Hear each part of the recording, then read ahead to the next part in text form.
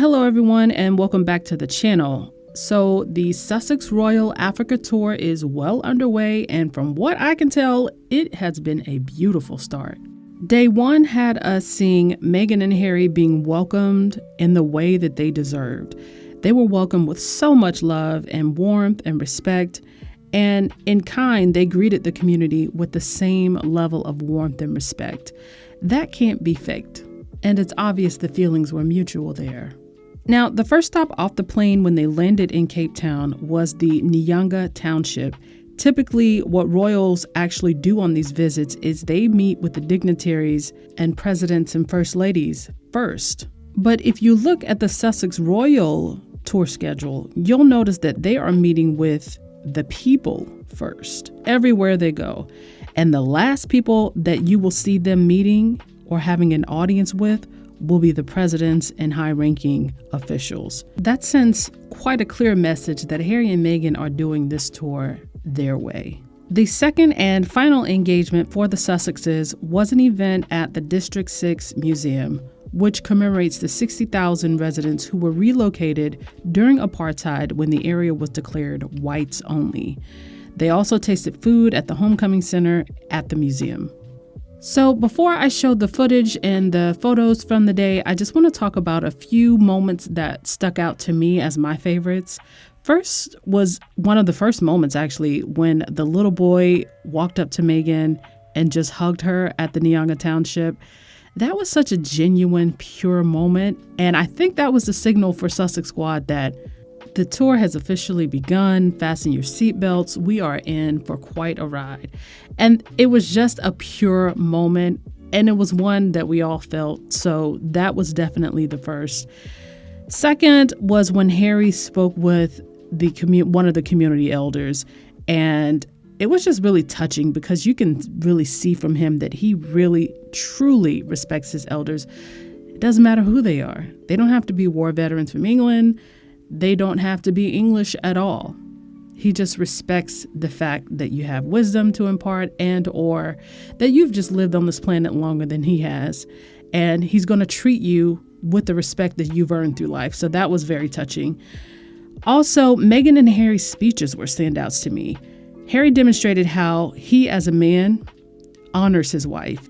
Meghan's speech stood out to me because of how she firmly and proudly declared that she stands with the women of South Africa as a woman of color, yes, color, and as their sister in her words. And the cheer that they let out was really indicative of, I think, of how they felt about her, hearing her say those words, but then also understanding what she was talking about in larger part.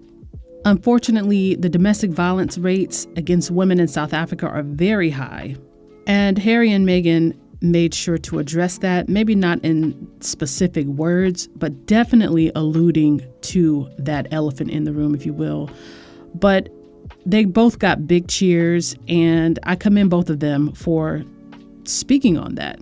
Lastly, on the second engagement, I also noticed how loud the crowd was on the walkabout, which you'll hear in just a moment, but don't let for a second the press try to convince you, I've said this before, but don't let them try to convince you that Harry and Meghan have somehow lost popularity, that the love for them in these streets has waned over the summer, just because the love from the British press has diminished from Harry and Meghan. Understand that's a good thing, but they're trying to convince people that because their relationship has changed with Harry and Meghan, that somehow the people's relationship or love for them has changed. That has not changed. It's evident everywhere they go, and we're going to see that times 100 on this tour.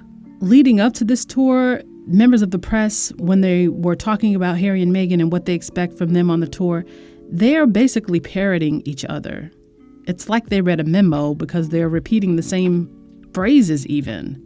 Well, try as they might, they will not get to dictate the narrative, because if day one has shown me anything, it's that the people won't let them dictate the narrative, because the people aren't buying it. They're not buying it in New York. They're not buying it in South Africa. They're not buying it in London. They're not buying it anywhere. Now let me get out the way, and please enjoy this footage and photos from day one, and be sure to let me know what you think now that the tour is finally underway. Make sure you subscribe and hit the notification bell so you don't miss a thing, and I'll catch you guys on the next one.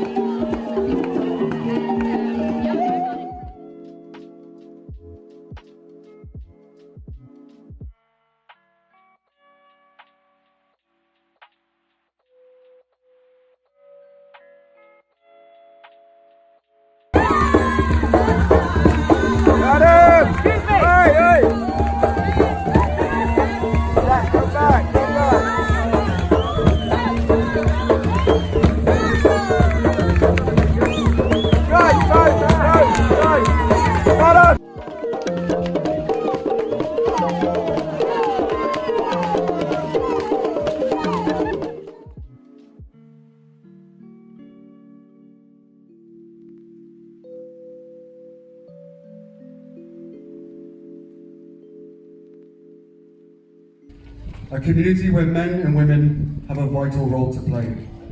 Touching on what your president said last week, no man is born to cause harm to women.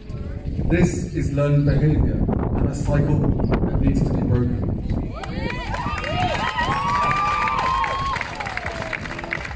So now, it's about redefining masculinity. It's about creating your own footprints for your children to follow in, so that you can make a positive change for the future.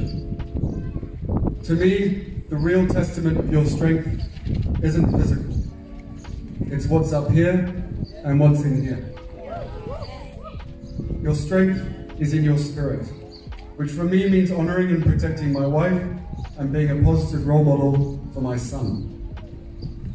Your determination here in this township to overcome extreme adversity is testament to leadership shown by people like Theodora, come on guys.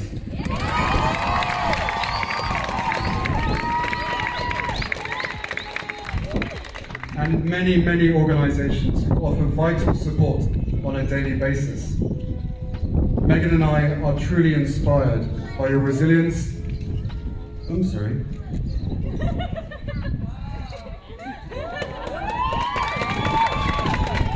We're truly inspired by your resilience, your spirit, your sense of community, and your belief in a better future for everyone here. So to be able to meet all of you today who are standing up for what's right in the face of adversity, I applaud you. We are encouraged to hear your president take the next steps to work towards preventing gender-based violence through education and necessary changes to reinforce the values of modern South Africa.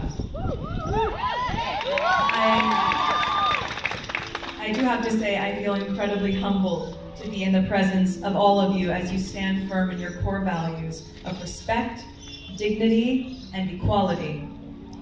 I read a quote a few weeks ago, and it resonated with me as I've been watching what's been happening here and your active efforts. Maya Angelou, is a legendary poet and civil rights activist, once said, "Each time a woman stands up for herself, without knowing it, possibly without claiming it, she stands up for all women."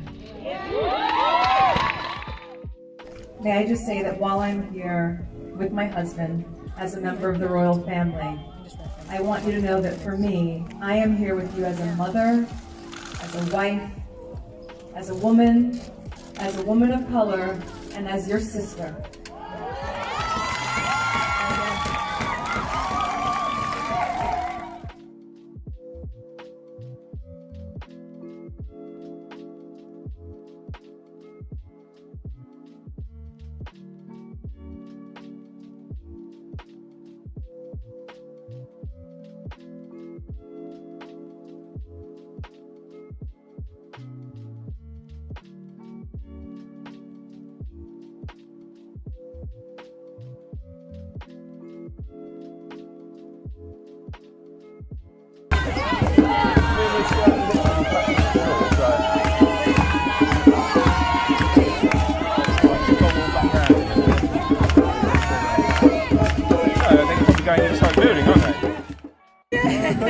Thank you for having us.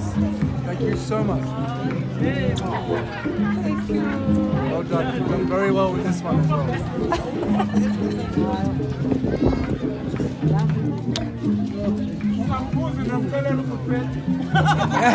doing an amazing thing here. Yes, you're doing a very good job. Today I've come out in support of Meghan Markle and Harry because I wanted to say thank you to Meghan for being a role model to everyone across the world, because Meghan doesn't only use her title as Duchess of Sussex, she's Meghan Markle, actor, director, mother, wife, and I just love how much she's used her platform to spread world causes, and she's done so much good.